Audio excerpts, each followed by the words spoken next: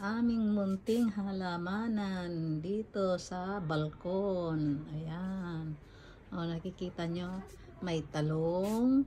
Ayan, daming mga hanggang bulaklak na lang yata. O, meron namang namunga nga, pero bakit ganun? O, nakikita nyo yun.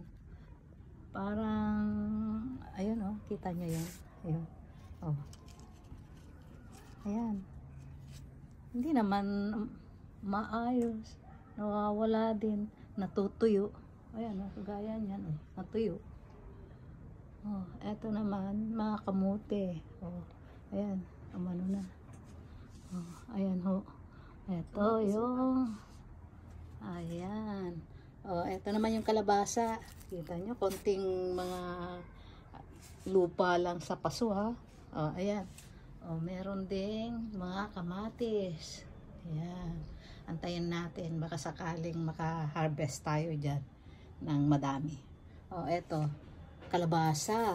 Ayan. O, may bunga. Ayan o. Kakatuwa na. Dito lang sa konting paso lang yan. Ayan o. Ayan. O, at saka ang ating ampalaya. O, ayan. O, nakikita nyo. O, ayan na po ang bunga. O, ayan. Nakakatuwa, no? Kahit na konting lupa lang. Ay, meron pa doon, oh. Kita mo ito, meron pa pala dyan. Ayan, mahaba ito. Na ano, bunga niya siguro. Ayan, kita nyo yan.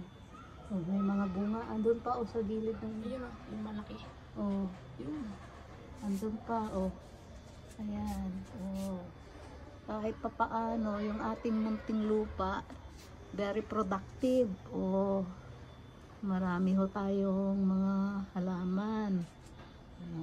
Tsaka dito sa baba na, ayan, may roses.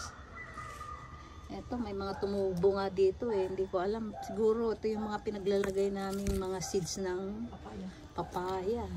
O, ayan. Yung mga pinagkainan ba, nilalagay dito, yung mga seeds niya. Ang dami oh, tumubo. Meron ding tumubong, kita mo to? Ayan, may ubas. Nakakatuwa. Oh, ayan. Ayan, nakakatuwa. Kaya kayo, pag may tiyaga, may aanihin. Oh, kahit konting lupa lang po. Okay, thank you for watching. Bye-bye.